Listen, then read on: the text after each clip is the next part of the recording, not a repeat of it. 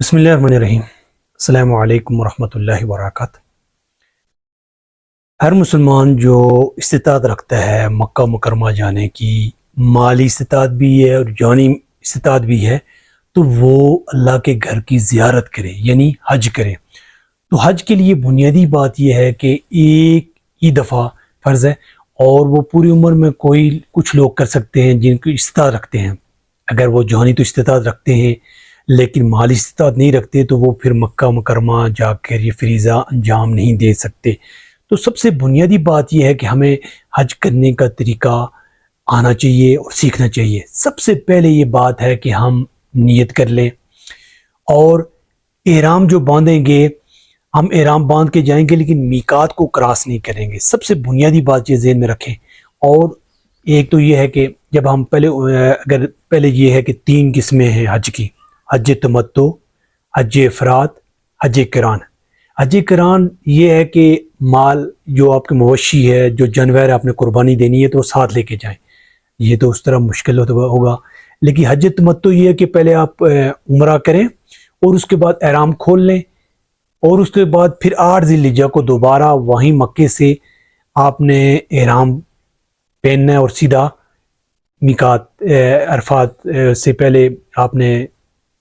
مینا چلے جانا ہے۔ تو سب سے بنیادی بات یہ ہے کہ جب ہم نیت کرتے ہیں تو اللہ ملکہ عمران، تو یہ سب سے پہلے عمرے کی ہم نیت کر لیں، احرام باندھ لیں۔ پھر جب ہم جدے سے پہلے کہیں سمندر کے اوپر کہیں جب میقات آئے گی،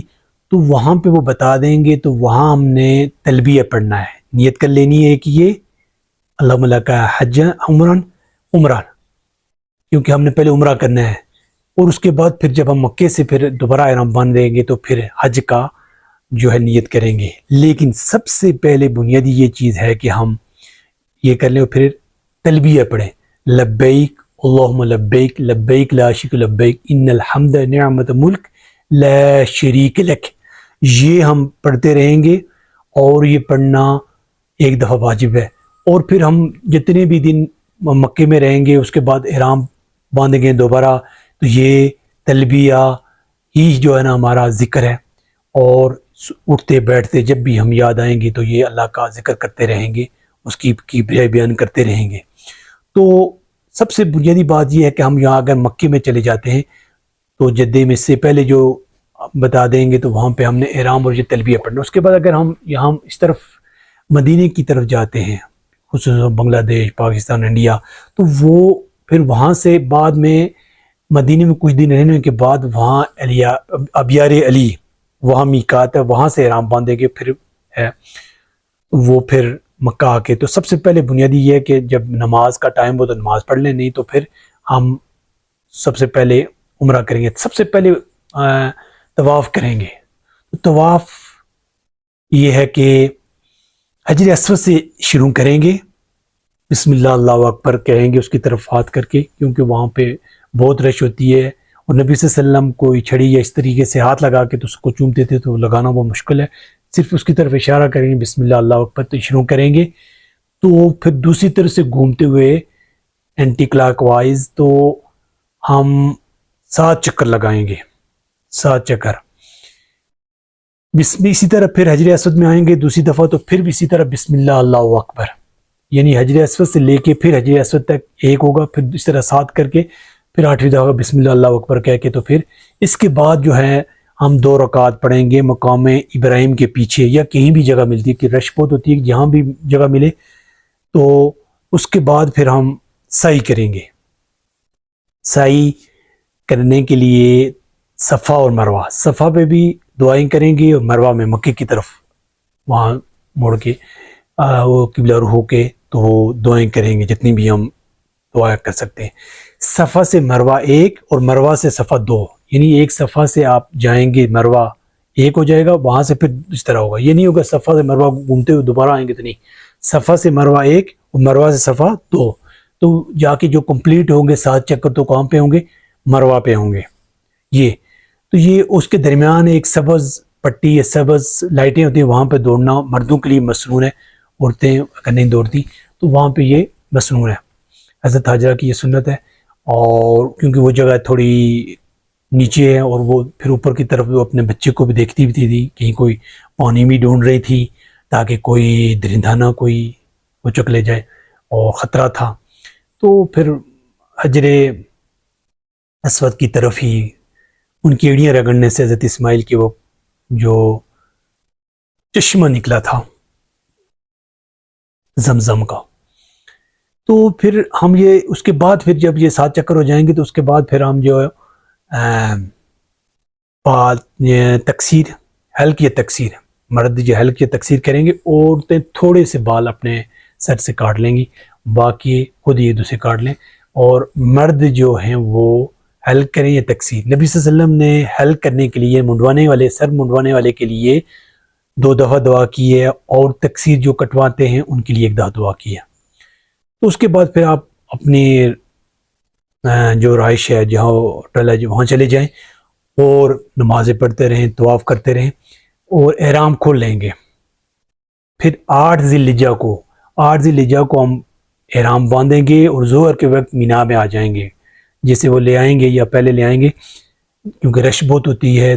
30-40 لاکھ سے زیادہ لوگ ہوتے ہیں، اتنی بڑی آبادی اور اتنی بڑی جگہ کو مینیج، اتنی بڑے لوگوں کو مینیج کرنا کتنا مشکل کام ہے۔ تو وہاں پہ ہم آ کے ظہر، عصر، مغرب، عشاء پڑھیں گے، اپنے اپنے وقت پہ پڑھیں گے، ظہر، عصر، مغرب، عشاء، اور ظہر بھی قصر پڑھیں گے، عصر بھی، مغرب کے 3 فرض پڑھیں گے، اور عشاء بھی، باقی نوافل پڑھتے رہیں، لیکن یہ سنت ہے، ٹھیک ہے۔ اور پھر صبح کی نماز بھی، جو یہ تو 8 ذی الحجہ کی ہم نے مینا پہ، دوسرے 9 ذی الحجہ کی فجر بھی وہیں پہ پڑھیں گے۔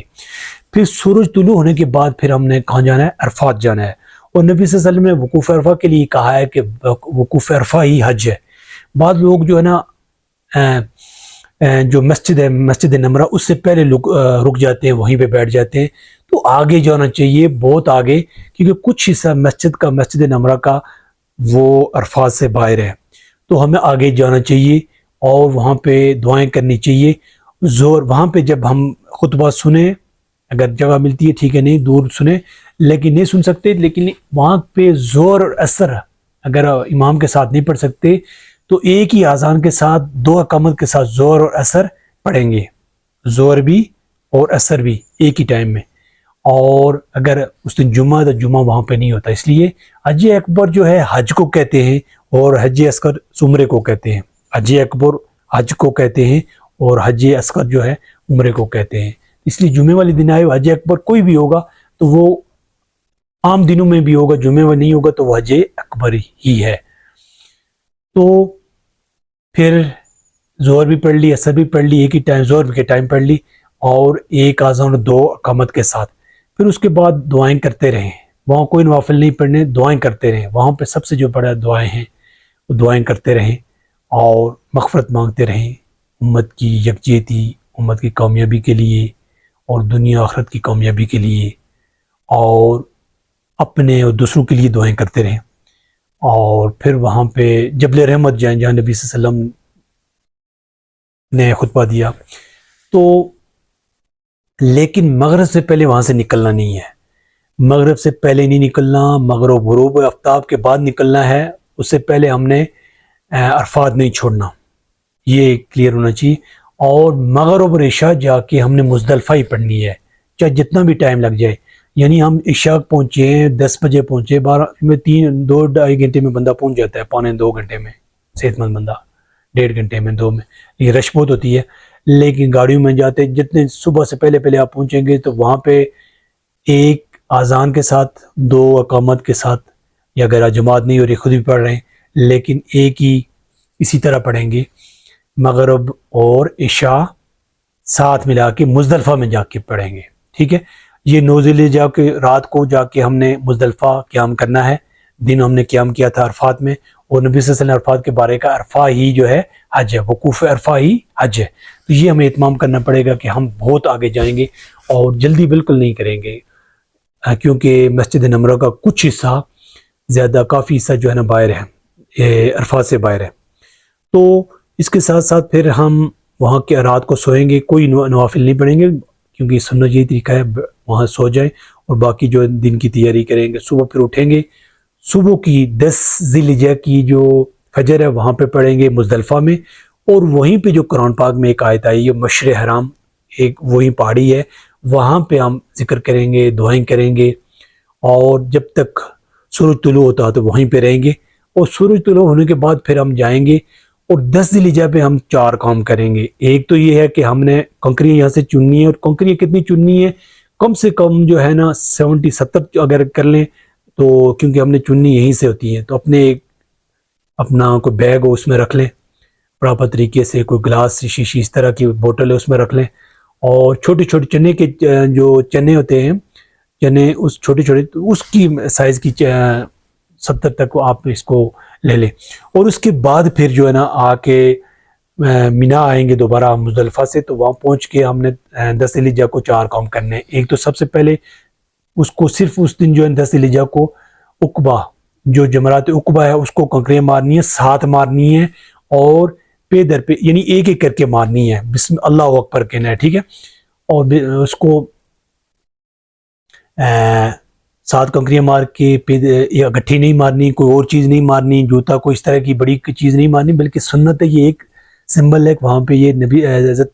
ابراہیم علیہ السلام نے شیطان کو کنکری ماری تھی۔ اور اس کے بعد پھر ہم دوسرا یہ قربانی کریں گے، پھر حلق کروائیں گے یا تقسیر کروائیں گے، اور چوتھا حج زیارہ کریں گے، اور پھر رات کو آ کے پھر قیام ہم نے کام کرنا ہے، ہم نے قیام مینا ہی میں کرنا ہے، یہ پھر ضروری ہے، اور یہ 4 کام کریں گے۔ ایک ہم نے قربانی کرنی ہے، ایک ہم نے پہلے بڑے جمرات عقبہ کو ہم نے کنکریاں مار لیں 10 ذی الحجہ کو، پھر ہم نے قربانی کر دی، پھر ہم نے بال منڈوا لی یا کٹوا لیے، اور چوتھا جو ہے وہ ہم نے جو ہے زیارت کرنی ہے، طواف زیارہ کرنی ہے، اور مکے جا کے یہ طواف کرنا ہے۔ تو اس میں صحیح کرنے کی ضرورت نہیں ہوگی، جنہوں نے پہلے کیا ہوا ہے صحیح کی ہوئی ہے، اگر صحیح پہلے نہیں کی تو پھر وہ دوبارہ کرنی پڑے گی، تو دوبارہ آپ آ جائیں وہاں سے طواف کر، رات کو گزارنا ضروری ہے۔ اور پھر دوسرے یہ تو ہو گئی 10 ذی الحجہ کو رات کو آ کے ہم نے مینا میں گزاری، یعنی کہ مینا میں گزارنا ضروری ہے۔ پھر 11 ذی الحجہ کو پھر دن کو ظہر کے بعد، بلکہ آج کل تو مارتے ہی رہتے ہیں، لیکن یہ بہتر سنت طریقہ یہ کہ ظہر کے وقت پھر تینوں جمرات کو مارنے ہیں، جو جمرات صغریٰ، جمرات وسطیٰ اور جمرات عقبہ کو 7 دور سے قریب جا کے مارنی ہے، اور اپنے جب پیچھے ہٹتے ہوئے آنکھیں اس طرف نہیں کرنی تاکہ پیچھے ہٹتے چلے جائیں، کیونکہ بہت سے لوگ مار رہے ہوتے ہیں کہ یہاں لگ نہ جائے، تو ایک ایک کنکری کر کے مارنی ہے، اللہ اکبر کرنے، تو بسم اللہ کرنی ہے۔ تو اس کے بعد پھر ہم نے پہلے کے بعد بھی دعا کرنی ہے پیچھے آ کے، اور پھر وہاں جو دعا کر رہے ہوتے ہیں لوگ، پھر دوسرے کے بعد تیسرے کے پاس پھر چلے جانا ہے، پھر اسی طرح تیسرے کو بھی رات کو یہیں گزارنی ہے، پھر 12 ذی الحجہ کو ظہر کی جو ہم ہیں اسی طرح 3 جمعرات کو کنکریاں مارنی ہے، 7 یعنی 21 کنکریاں مارنی ہے ٹوٹل، لیکن ہر جمعرات کو 7 مارنی ہے، اور ایک ایک کر کے مارنی ہے، تو کنکریاں مار کے پھر اسی طرح دعا کر کے پھر چلے جانا ہے، اور مغرب سے پہلے اگر ہم یہ چھوڑ دیں گے مینا تو پھر ہم چلے جائیں گے اپنے ہوٹلوں میں جو رہائش جہاں پہ ہے۔ تو پھر جب وہاں سے جانا ہوگا تو جو الوداعی طواف ہے وہ کرنا ضروری ہے، تو یہ چیزیں ضروری ہیں، تو ان چیزوں کو سمجھیں، پڑھیں، سیکھیں، اور یہ کیونکہ زندگی میں ایک ہی دفعہ ہوتا ہے، تو زندگی کو کتنے بہتر طریقے سے ہم گزار سکتے ہیں، کتنے اچھے طریقے سے گزار سکتے ہیں، کام کریں، اللہ کی توفیق سے ممکن ہے۔ والسلام۔